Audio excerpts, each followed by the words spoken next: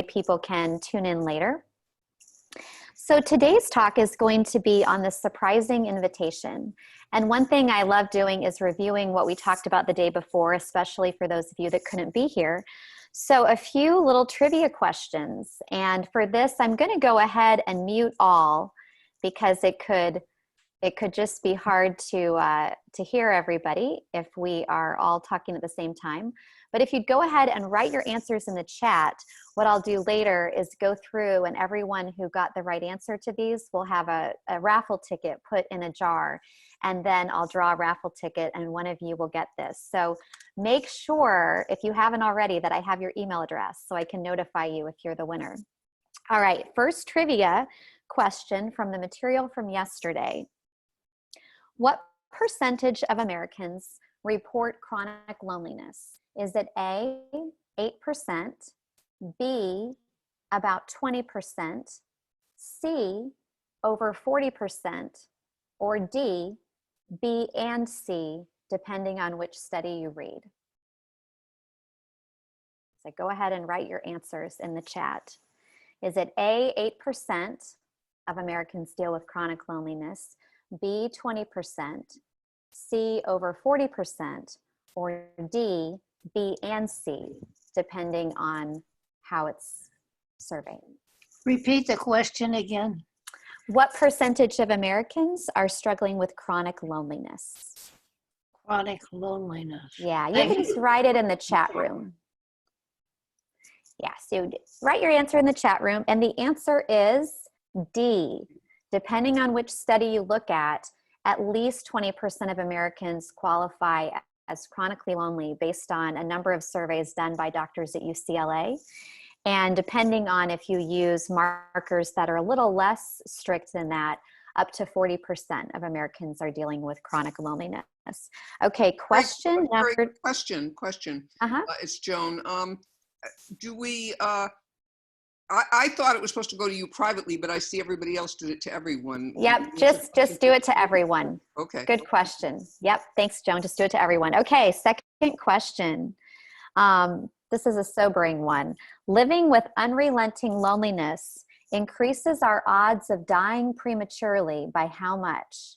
Is it A, 20%, B, 35%, B, 40%, excuse me, C, or D, 45%. You can either put the letter or the number. So the answers could be 20, 30, 35, or 45. I think that's what I said. No, that's actually not. I should have written it all out here. Increases our chances of dying young? Of dying prematurely. Yeah, dying younger than we should. So just maybe put down the closest percentage that you think. And the answer is living with excessive air pollution increases your odds of dying early by 5%, living with obesity 20%, excessive drinking 30%, and the answer, living with chronic unrelenting loneliness increases our odds of dying early by 45%. The highest number. And the way that they calculated that, I can give you some details later if you're interested. They did account for other correlating factors, and truly loneliness was at the root of so many reasons of why people failed to thrive. All right, question number 3. We talked about yesterday the problem that has no name, that people don't like to acknowledge loneliness because there's a stigma around it. There can be a feeling of shame of, am I not likable? Or it's like admitting you're not popular. And so we fail to normalize loneliness, which is actually an incredibly common experience, even for people who have a lot of friends or who don't live alone.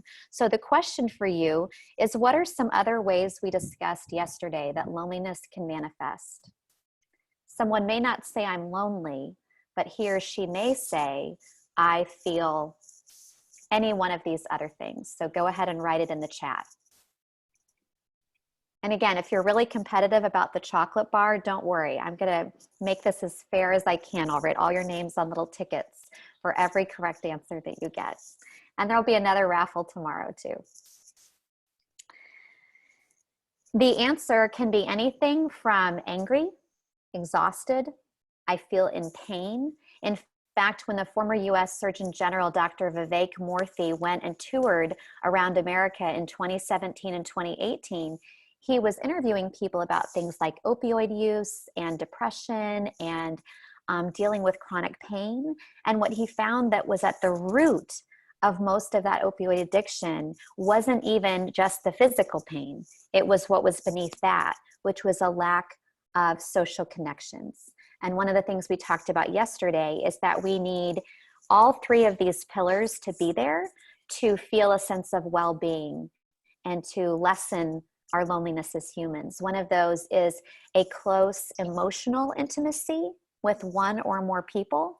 Another one is a relational social intimacy with a smaller group of people. And then the third level is a collective connection, feeling like we're part of something bigger than ourselves, like a church or a neighborhood or an organization. Okay, fourth question, there's just two more. What two things did God do for Elijah when he was at his lowest and loneliest point? Go ahead and just write it in the chat room. What are two things that God provided for Elijah? And if you weren't here yesterday, this is a great way to get a summary of what we talked about.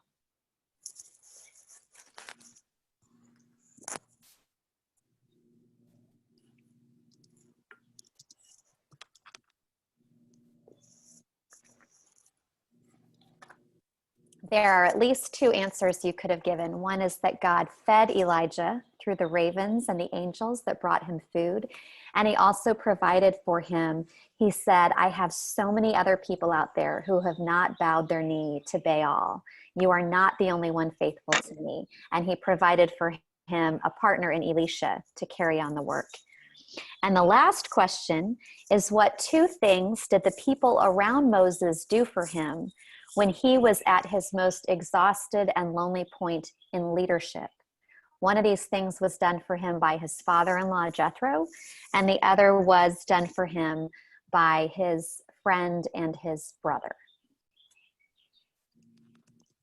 And if you want to go back and look at any of this later, it's from Exodus 17 and 18 that story is told. And Elijah's story is in 1 Kings around the same chapters, 17 and 18.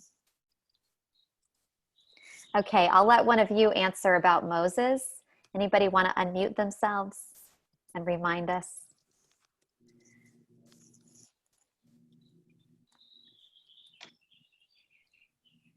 I'll try, Cari. I thought Thanks, Judy. Provided a rock to sit on. Is that one? Oh, actually, that was the thing that I think it was Sean who pointed that out later. That definitely counts as correct. And there were two other things. The two arms, the friends who were holding the two arms up those were the two that I thought of. Yes. And then the father-in-law, anybody remember what his father-in-law provided for him? Moral support? Yeah. And a reminder that Moses needed to ask for help and delegate the work. Okay, so we're going to move on from the trivia. I'm sure we had a lot of right answers there. Tomorrow's little game will be shorter, but I'll go back later through the chat and I'll send one of you the chocolate mint bar. Great job, everyone. Right now, we're going to do a breathing and centering exercise. So if you're not muted, you can go ahead and mute yourself and sit in a comfortable position. Try to have both feet on the floor, your back up straight, your sits bones anchored into your couch or your chair or your floor, your posture nice and tall. And then if you're comfortable, go ahead and close your eyes. And I'm going to center us with a few deep breaths and then a poem by the Persian poet Hafiz. Let's begin with just 3 cleansing breaths. Inhaling in deeply and exhale. Breathing in deep and sighing it out. Breathing in all that you need of God's love today. And exhaling everything you can let go of. And here is our poem. Don't surrender your loneliness. so quickly. Let it cut more deep. Let it ferment and season you as few human or even divine ingredients can. Something missing in my heart tonight has made my eyes so soft, my voice so tender, my need of God absolutely clear. I'm going to read that one more time. And I encourage you to just hear the words and see what that conjures up for you. Don't surrender your loneliness so quickly. Let it cut more deep. Let it ferment and season you as few human or even divine ingredients can. Something missing in my heart tonight has made my eyes so soft, my voice so tender, my need of God absolutely clear.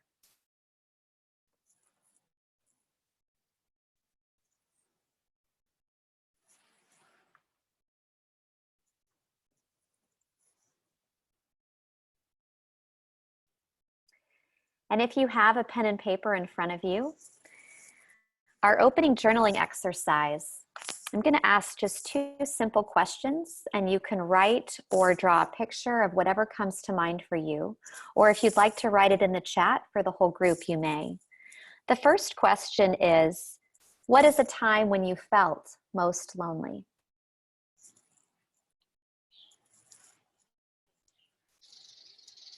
And this is just for you. You won't have to share it unless you want.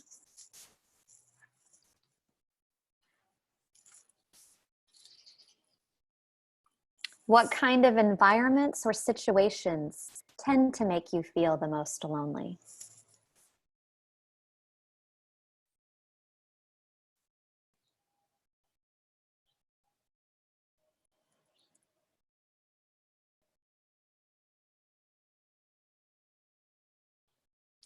Dr. Morthy says that the opposite of loneliness is not necessarily togetherness or even belonging. The opposite of loneliness is love. So the next question is, when did you last feel most loved?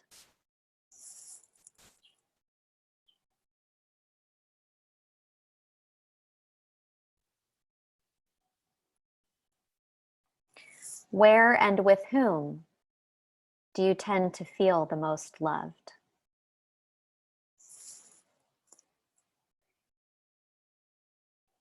And another way of asking that is, what kind of environments and situations give you the deepest feeling of love and belonging?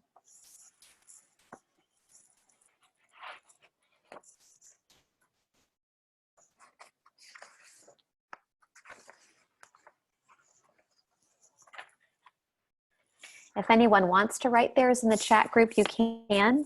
Unfortunately, we don't have time to hear all of your answers, but if you write it in the chat, I would love to email with you later if you'd like. And hopefully you all have my email address from yesterday.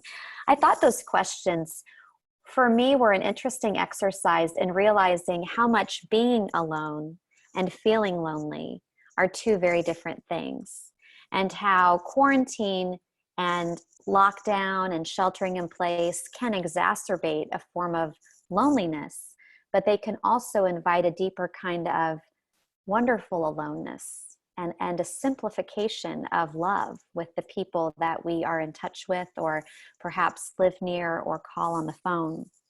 So that kind of got me thinking about circling back to our loneliness inventory. And I don't know how many of you had a chance to print that out. It looks like this right here, the loneliness inventory. That was, I emailed it to you, and it was also on the link at the Holy Cross Monastery.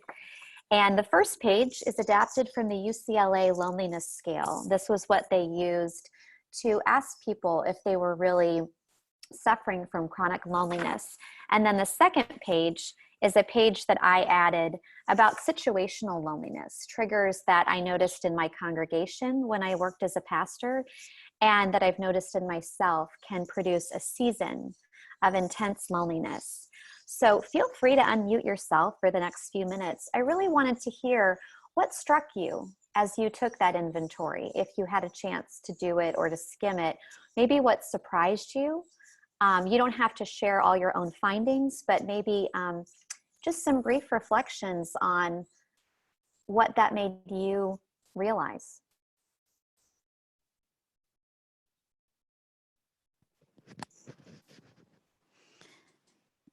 Cari? Yeah, hi Nancy. When I was doing the second one that you added on, the life situations, Yeah. I have never been married. I don't have a family. And at this point in time, there's no one that I'm related to. And so I found that to be about family in the traditional sense, and which I don't have. And I've been able to build relationships with people who have helped me to fill in some of those spaces. That's wonderful. Thank you for sharing that, Nancy. Yeah. Yeah, a lot of those probably did tie into relatives either who are older than us or younger than us. And I think I had a few things on there about friendship and work as well and health. But yeah, that's a helpful reflection. Anybody else? Joan?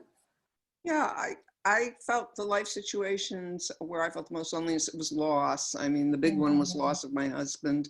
Yeah. I'm widowed, but I've lost both parents and my brother, so I'm an orphan and a widow with no nuclear. Although fortunately, I have kids and grandkids. But also, one of my loneliest periods, which I shared yesterday, was being helpless in Sloan Kettering with a terminal diagnosis hanging over me. Happily, here I am 25 years later, more than that now.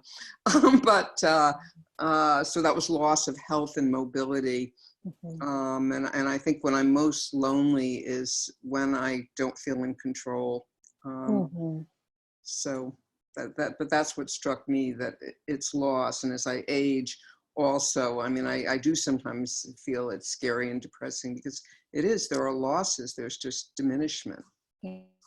Thank you. Yeah, that's real. Maybe one more person? Chris here. I thought that it was really good to do this on paper. It's one thing to be able to say it and talk about it, but then when you actually see it on paper, it's like, oh my gosh, it kind of puts some realness to it behind it. And, kind of made me feel counted, and that many of us go through the same things and not alone. And so it was, for me, this was really helpful to do that, put it on paper. Yeah. Thank you, Chris. I shared this inventory with a group of women at a church in New York City back in January. They'd invited me to come and speak on the topic of loneliness. And I was struck, and so were they. A lot of them said, the first page made me feel like I'm not as lonely as I thought I was. And the second page made me feel like, oh my gosh, I might not be going through these, but for every one of these questions, I know of at least one friend or one relative or one church member who is going through these. So my prayer as you filled out that inventory, and if you haven't filled it out, whenever you do, is that it might give you a sense of people around you to reach out to. It might trigger for you, oh, I might not be so acutely stuck on page 1 loneliness, but I know some people who are, that God has brought to mind for me to call. And then on page 2, the specificity of these things about career and health and family might trigger someone that you could just send a simple email or a text or lift up a prayer for, or better yet, send them a card. So I hope that this was something that kind of helped you take stock, not only for your own life, but for those in your community.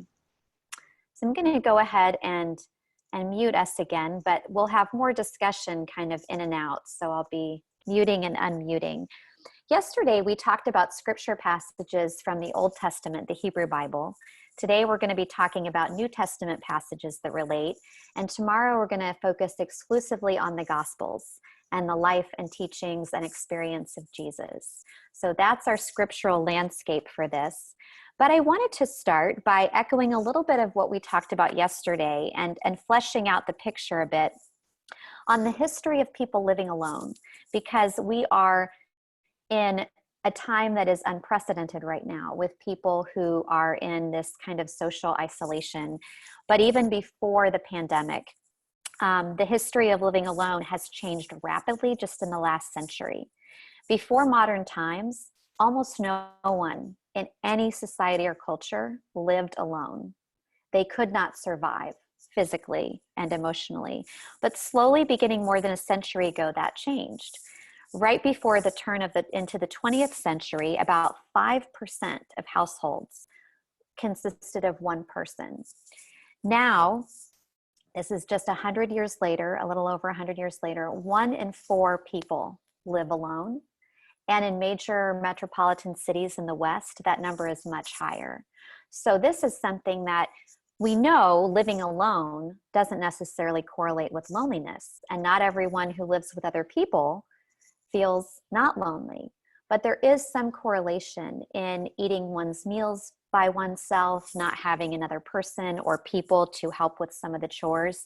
And so we've gotten creative in how we create these places of community. And as I shared yesterday, my past year has consisted of living on the Appalachian Trail for 4 months with various trail families, then moving home with my parents for several months, and now living in a monastery for the past 7 months. So like you, Nancy, I don't have a spouse or children, but I've had these very interesting family and community settings that have really made me rethink what it means to be both single and in community. Loneliness seldom appears in English before 1800 when they go back and look at literature. Loneliness was not a chronic condition, but a situational one until more modern times, according to British historian Faye Alberti. She believes that modern loneliness is a child of modern capitalism and secularism. Something to think about. Evolutionarily, we talked a little bit about this yesterday, that one of the reasons loneliness is so painful for us is that we are hardwired in our ancestry to feel a sense of fight or flight response when we feel socially apart from the group in a way that we don't want to be. So again, this is different from solitude. Dr. Murthy says that over millennia, this hypervigilance in response to isolation became embedded in our nervous system to produce the anxiety we associate with loneliness. We might find ourselves breathing fast, our heart racing, our blood pressure rises, and it can affect our sleep. When people deal with chronic loneliness for years and years, they can be fearful, defensive, and self-involved, all of which drive people away who might actually want to help. And paradoxically, these reactions in our nervous system tend to stop lonely people from doing what would benefit them most, which is reaching out to others. I felt like this really acutely came to me in a situational way, both when I had gotten off the Appalachian Trail for a friend's wedding and got back on the trail and was totally separated from my group. And I felt like I was supposed to white knuckle it alone. And finally I relented and just called some friends and asked if they could drive me those 80 miles to rejoin my group. And it was such a game changer in the rest of my experience. And then similarly, in about week 3 of quarantine, of social distancing and being both together yet separate in the monastery, I really hit a wall. I felt like the most depressed I had felt probably since that moment a year ago on the trail. I felt cut off that I couldn't visit my family. I felt cut off that I couldn't follow through with some of the goals that I'd hoped to do during this season.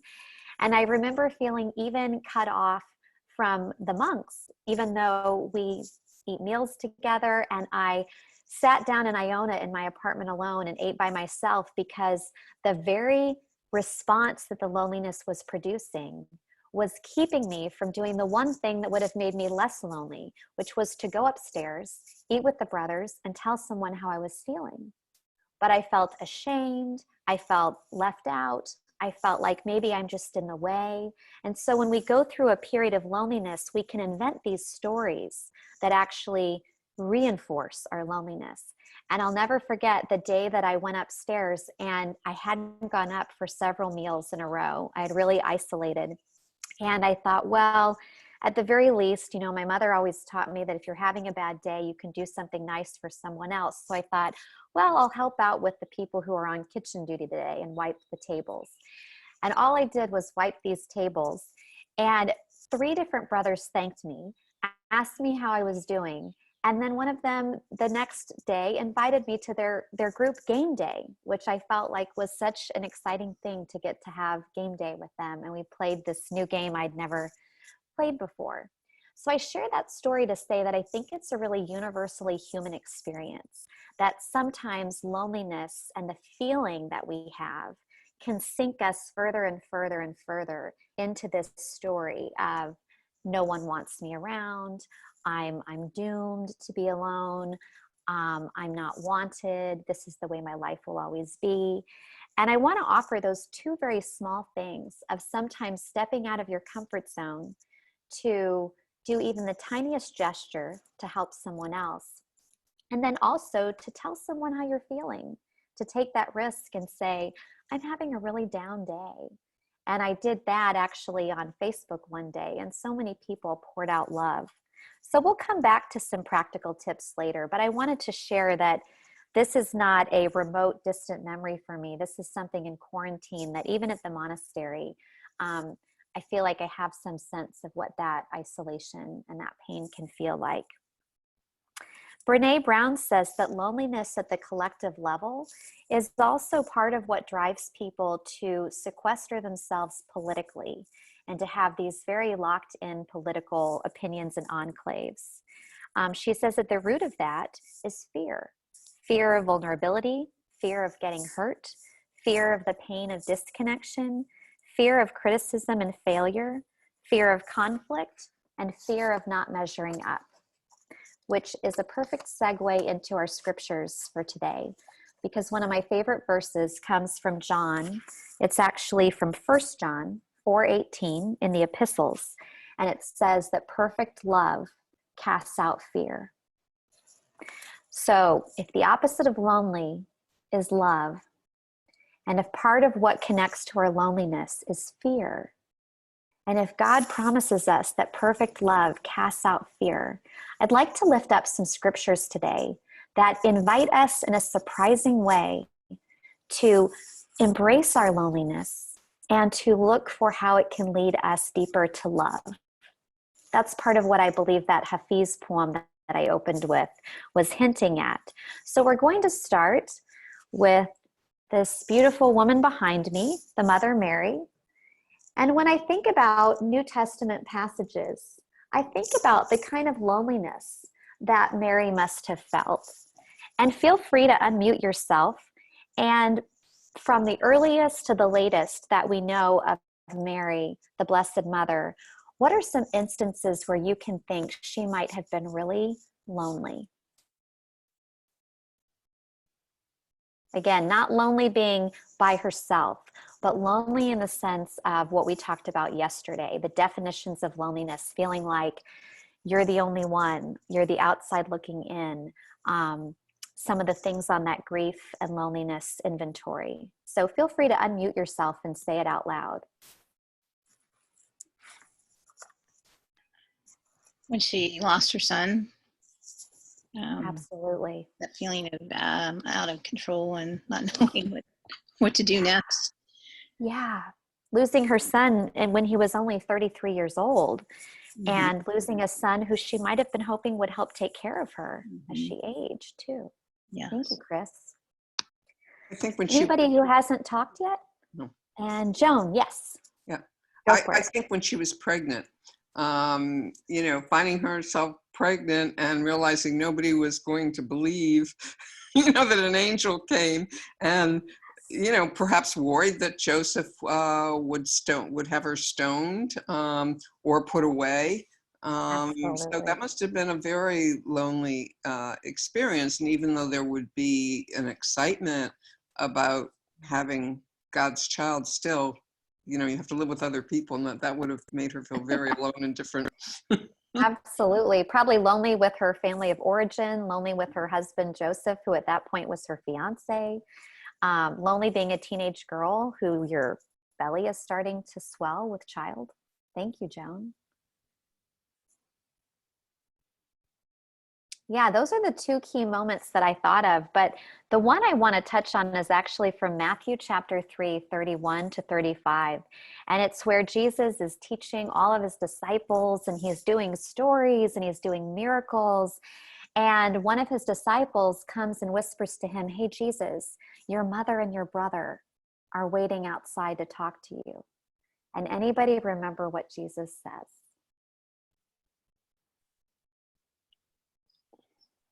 I can't quote it, but is that where he says, that's not really my mother and my brother, or whom that my family is? I can't remember exactly, but he kind of suggests that's not what's important to him now.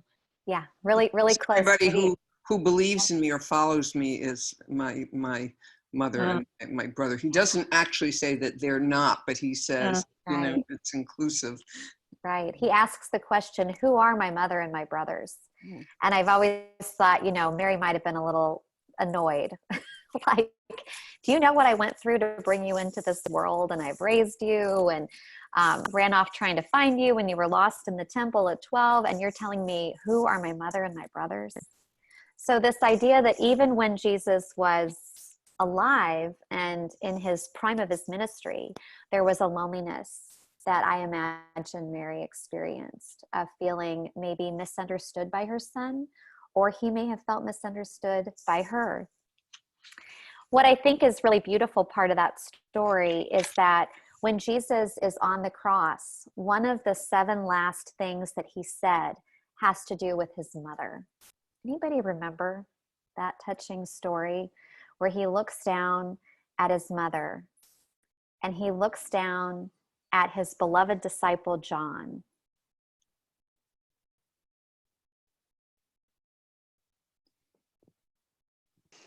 He asked John to take care of her. Yeah. He says, "This is your mother." And to Mary, he says, "Behold, this is your son."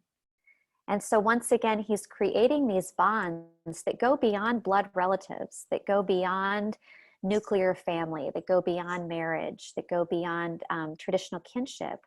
And he provides for her in that way. Another passage that stood out to me, another Mary, is of course Mary Magdalene. And I have to imagine one of the loneliest moments for her is in John chapter 20, where she comes to the tomb and she's so just distraught that she cannot find Jesus. And she says to the gardener, the one she thinks is the gardener, and she says, "They have taken my Lord, and I do not know where they have put him." And Jesus looks right at her and holds her tears, like he allows for her to have that moment of crying, and he calls her by name, Mary. And this passage is so tender, I think, because I believe in our loneliest and most grieving moments, sometimes we can't recognize that Jesus is in fact there, and that Jesus is holding our tears with us and whispering to us by name, Cari, Judy, Christy, Anne, Marilyn, Joan. He's saying our names in those moments. And I'm reminded of the beautiful verse from Psalm 56, where it says, "The Lord keeps track of our tossings. The Lord collects our tears in a bottle."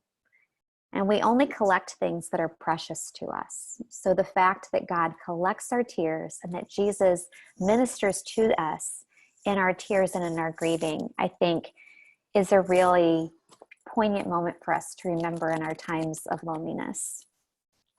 So the first scriptures I looked at in the New Testament were about these 2 women named Mary. The second 2 characters in the New Testament I want to look at, I call this title, "The Loneliness of Screwing Up." Sometimes we feel lonely because we know we've really blown it. We've made a big mistake in one of our relationships or in our family, or we've failed to do something at work that we said we would do that impacted people, or we let a friend down.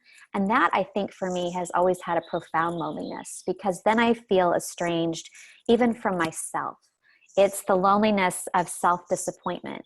And two characters that really come to mind in scripture for me with this are Peter and Judas. And Judas, you probably know the story that for 30 pieces of silver, he betrayed where Jesus was to the authorities. And he could not live with this guilt. And so we're told, I believe it's in Matthew's gospel, that he went off and hanged himself. He could so not bear the shame. And he was so distraught that he had betrayed his friend. He couldn't even stick around and wait to confess that to Jesus or to see if Christ would forgive him. And yet we contrast that with Peter, another impulsive disciple who often acted for his own self and his own interests. And we know that in that last moment, while Jesus was being confronted by Pontius Pilate and being taken by the authorities, and just before he was going to be crucified, that Peter, who had said he would never deny Jesus, denied 3 times that he even knew him. And we're told that he wept. And in one of the Gospels, we're told that he and Jesus made eye contact in that moment when he was being taken away into the hands of the authorities. But the thing about Peter that was different than Judas is he didn't stay in that lonely place of self-disappointment. Instead, he stuck around, even though he felt such shame and remorse. And we're told that just a few days later, after Jesus rose again, that he met with his disciples on the beach. And he had told the women, go tell the disciples and Peter that I am risen, after he had been resurrected. And so they did. He wanted Peter to know, Peter, I see you, and I have risen again for you. And so when he meets with his friends on the beach and he cooks them fish and he gives them breakfast, he says 3 times to Peter, Peter, do you love me? Peter, do you love me? Peter, do you love me? And when you parse out the Greek, the first time Peter says, yes, Lord, you know that I am your friend. And the second time he says, yes, Lord, you know that I am your friend. And the third time he uses this deeper love word, this true agape, friendship, love, worship kind of phrase. And Jesus each time says, go and feed my sheep. So one of the things I see happening there, you guys, is that Jesus is taking that loneliness of Peter's self-disappointment and regret. He goes beyond forgiving him, and he points him toward a deeper love and friendship with him that will then turn into ministry and service to the world. Go and feed my sheep. That is a beautiful kind of redeemed loneliness. And so I think it's no coincidence that later in Peter's letter, in 1 Peter chapter 2, Peter uses these words to those he writes, come to him a living stone, though rejected by mortals, yet chosen and precious in God's sight. And like living stones, let yourself be built into a spiritual house to be a holy priesthood, to offer spiritual sacrifices acceptable to God through Jesus Christ. Peter, who was named after the rock, writes to the people in this letter in the early church that they can be a living stone, not rejected, just as he was not rejected by Jesus, but chosen and precious and created to be a royal priesthood that might go out and share God's love. The next couple of scripture passages I'm going to share are just short verses. They're not stories of people's lives. One of them is from Acts chapter 16:25, and it's when Paul is facing the loneliness of being imprisoned. And I know some people have talked about quarantine as being kind of an exile, an imprisonment in your own apartment. And Paul says, the writer of Acts, which is Luke, says that Paul was in prison, singing and worshiping God. About midnight, Paul and Silas were praying and singing hymns to God, and the other prisoners were listening to them. This got me thinking about the power of music when we are lonely. I know I grew up in a house where my mom and dad always had music playing, and there would be ABBA songs and musicals from Annie and Flashdance and St. Elmo's Fire and all different soundtracks and musicals and Christmas songs. And it meant that even when you were in a bad mood and you had to do your chores over again, or you weren't getting along with someone in your family, that pervasive presence of song really lifted my spirits and continues to lift my spirits. And I know my brothers, their wives have said that they're always singing around the house. A story that one of the brothers here, some of you know Brother Joseph, he told me a really moving story yesterday about, actually not yesterday, last week, about there was a monastery that he had heard of where they had decided to stop chanting. They would get together, they would do the prayers, but they would just say the prayers. They would just say the Psalms. They weren't going to do any more of the singing and chanting. And they began to notice over a period of months that the brothers became more depressed, more withdrawn. They put on weight. They exclaimed that they were much lonelier and unhappier. And when they had doctors come in and try to help these monks and figure out what went wrong, what did you all change? They didn't change their food. They hadn't changed anything about their living situation. The only thing they had changed is that they'd stopped singing. They had stopped chanting. And you guys, when I was in that really despairing point about a month ago where I just felt so alone, I was only going to Matins, which is the 7 a.m. prayer service. That's basically more speaking, not singing, because I don't think I'm a very good singer. And now I'm taking voice lessons with Brother Joseph, who is helping me see that everyone can sing. And he told me that story. And now when I go to more of the diurnum and the vespers and the and the singing services, I find it is so true. I feel not only happier, but I feel less alone because I hear our voices singing together.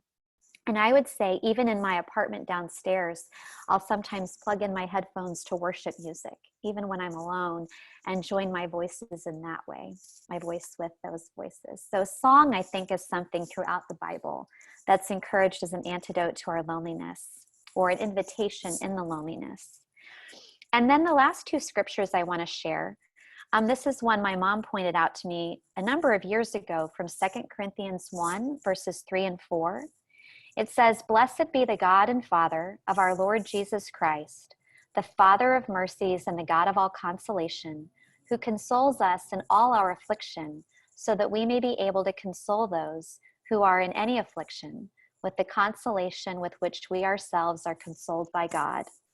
So that's a very wordy way that Paul is saying, hey, if you've gone through something hard, guess what? God's going to use you to bless someone else who's going through a similarly hard thing.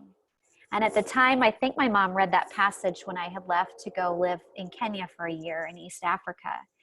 And is that right, Mom? And that was the passage that gave her comfort, that in the same way that she was feeling the sadness of seeing her daughter go and leave the country and not be able to come home for a year, that she trusted that God would use her pain to help her minister to other people who might be going through that kind of a struggle.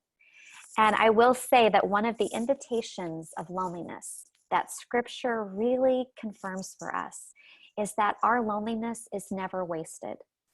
That one of the surprising invitations of loneliness is that when I experience that kind of a depth of feeling estranged or cut off, or like I'm the only one in the universe who's suffering, guaranteed God is going to bring someone in my path, whether it's a friend or a church member or someone on social media or a family member who's going through that same kind of pain. And it might not have the exact same circumstances as mine, but the feelings are the same. And I can be a consolation to them. And the last verse I'd like to lift up to you from the New Testament is an old favorite from Philippians 4, verse 8. And it might be one familiar to you. It is about taking ownership of our thoughts. It's about our thought life in the midst of loneliness. Pastor Carl Lentz said that scientists have tracked somehow that we think over 60,000 thoughts a day, over 60,000 thoughts that neurobiologists have counted, and over 70% of them, you guys, are negative. In the average American, over 70% of them are negative. Now, some of that is a survival mechanism so that we can keep ourselves safe and well fed and make sure we get our needs met. But to have 70% of our thoughts negative is also something that we can have a little bit of choice over. As Lent says, bad thoughts always bring friends. A thought becomes a feeling, which leads to an action, which forms a habit, which becomes who we are. And that is why I believe it's so powerful for us to have some kind of a gratitude practice. And my gratitude partner, Janice, is on this call. Give a wave. And we don't always do it every day, but I don't know how long we've been doing this, Janice, 4 months, 6 months, something like that, where we will exchange our 5 gratitudes a day. And I will tell you, not only does it really lift your spirits, including in my pit of alone time, not alone time, the pit of my loneliness time, but it also really connects you to that friend. And you can have multiple gratitude partners at different times in your life. So the verse I'm going to leave you with is from Philippians 4:8. It says, "Finally, beloved, whatever is true, whatever is honorable, whatever is just, whatever is pure, whatever is pleasing, whatever is commendable, if there is anything excellent and worthy of praise, think about these things." And when you cultivate a gratitude practice, whether it's in a journal or with a partner for accountability, you train your thought life to focus on what is full and abundant and what is not going wrong. And for me, it's been a real lifeline in loneliness. So to sum up some of these surprising invitations of loneliness, I believe that loneliness can be an invitation to a healthier solitude. It can be an invitation to rest. It can be an invitation to practice self-compassion and thereby have compassion for others. One of my favorite quotes is by the Buddhist teacher Pema Chodron, and she says, "If you can sit with the white-hot loneliness for 1.5 seconds, when yesterday you could only sit with it for 1, that is the journey of the warrior." So if you have a meditation practice and you're like me and your thoughts flit all over the place, but you can sit for even 1 more second than you did yesterday and enter the loneliness, enter the surprising invitation of loneliness. The last thing I believe it invites us to is depth, a depth with God. And we don't have time to go into it a lot today, but I sent you all a reading yesterday that I can't recommend highly enough. It was on the email. It's Loneliness in the Second Half of Life by Father Ronald Heiser. And I actually had heard of him from a book that I got in the monastery about loneliness. And he wrote it when he was a young man, but now on his blog, he reflects on what loneliness has looked like in the second half of life and how to avoid becoming bitter. And one of the things that I really love that he says is that even the most happily married people or partnered people or people in families still experience loneliness at some level of disconnection with those they live with. But he says if we allow ourselves to enter into the loneliness and to go beyond our ego, that we are able to connect with our deepest self. And at that deepest soul place is where God dwells. And there's an invitation where we can become more relaxed into who we fully are and to be at peace even with those painful places in us. He says, the lesson is this, whether married or single, don't run from loneliness. Don't see it as your enemy. Don't look for another person to cure your loneliness.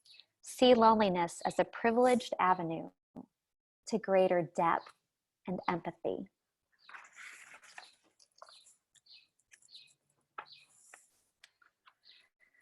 So we're going to close, and I'll have some discussion time too, but I want to share my screen with you.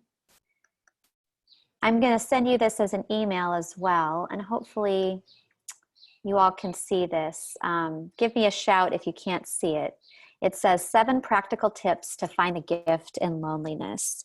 And I will email this to you. And your homework is to do just one of these tonight and then report back tomorrow on how it went. Number 1, go to bed. Truly. Anne Lamott says, no idea I've ever had about myself after 10 p.m. is a good one. Agreed. The Lord gives sleep to those he loves. So take it. Get outside. Recalibrate in nature, even if it's just in Central Park or the East River. Try leaving your earbuds at home. And now it's hard to smile at people with the masks. I wrote this before quarantine, but be outside. Another one is write thank you notes. If you're like me, you probably always have a list of people that you could be sending a thank you note or a get well note or a sympathy card or a birthday card. And give yourself permission to make these short. I'm telling you, you will feel so much more connected. And you can also send people a card for no reason and give a genuine compliment. I mentioned already a gratitude partner. Seeking out animals or children or people older than you. I know this is hard in quarantine, but even if you just Zoom with them or have a social distance outing with someone, you can play in that way. And then worship. Now that we have online worship, you can worship at any church in the world practically right now. Perhaps a service that's not even in your tradition, but a space that the songs of beauty and ritual and prayer give you a bigger lens to see the world through. And finally, my invitation to you today is to consider reaching out to someone who's page 1 lonely. We're all page 1 and 2 lonely sometimes, but there's people who live in a chronic state of page 1 lonely on the inventory. So if you could give even 10 minutes in a conversation to them or a small gift, that really can go a long way. And I'm going to end it there, but give you this quote from Kate Bowler. She says, "We can be the medicine that each other needs." And our closing prayer is going to come from Psalm 139. I know a lot of you said that you were missing the prayer services at the monastery. So I have the candle lit, and I'm going to share my screen for Psalm 139. I'll read the line that's not in bold, and then you all can unmute yourselves, even if it's cacophonous in sound. You can unmute yourselves and speak the words that are in bold, and this will be our closing prayer. It's one of my favorite Psalms, and Brother Aidan, who many of you know at the monastery, he said that a mentor of his told him one time that if he prayed Psalm 139 every day for a month, it would change his life. And if you've met Brother Aidan, you know he's so full of life and love, and he ended up memorizing this psalm. Let us pray. O Lord, you have searched me and known me. You You know know when I sit down and when I rise up. You You discern discern my thoughts from far away. You search You out search my out path and my lying down, and are acquainted with all my ways. even before a word is is on my tongue. Oh Oh Lord, Lord, you know it completely. you have me In, behind behind, and before. lay Lay your your hand upon me. upon me. Such knowledge is too wonderful for me. It is so high that I cannot attain it. Where can I go from your spirit? Where can I flee from your presence? If I ascend to heaven, you are there. If I make my bed in Sheol, you are there. If I take the wings of the morning And settle at the farthest limits of the sea. Even there your hand shall lead me, and your right hand shall hold me fast. If I say, surely the darkness shall cover me, and the light around me become night. Even the darkness is not dark to you. The night is as bright as the day, for darkness is as light to you. For For it was you who formed my inward parts, knit knit me together in my mother's womb. I praise you, for I am fearfully and wonderfully made. Wonderful are your works, that I know very well. My frame was not hidden from you. when I When I was being made in secret, intricately intricately woven in the depths of the earth. Your eyes beheld my unformed substance. In your book were written all the days that were formed for me, when none of them as yet existed. How weighty to me are your thoughts, O God. How vast is the sum of them. I tried to count them. They are They more are than more the than the sand. sand. I come to the end. And I am still with you. you. Amen. Amen. We'll officially conclude now, but anyone who wants to stay on for some conversation and discussion, I'll be here. And again, if you haven't given me your email address, make sure to write it in the chat and I'll send you the documents that I referred to. And the little homework assignment is to go and do one of those practical tips. And tomorrow our topic will be about the path of Jesus and how he enters into the loneliness in his own life and in our lives to move us to a place of love. So I hope you'll come back and join us. Thank you. Thank you, Cari. Thank you so much, Cari. Thanks, everyone. Thank you. You're welcome.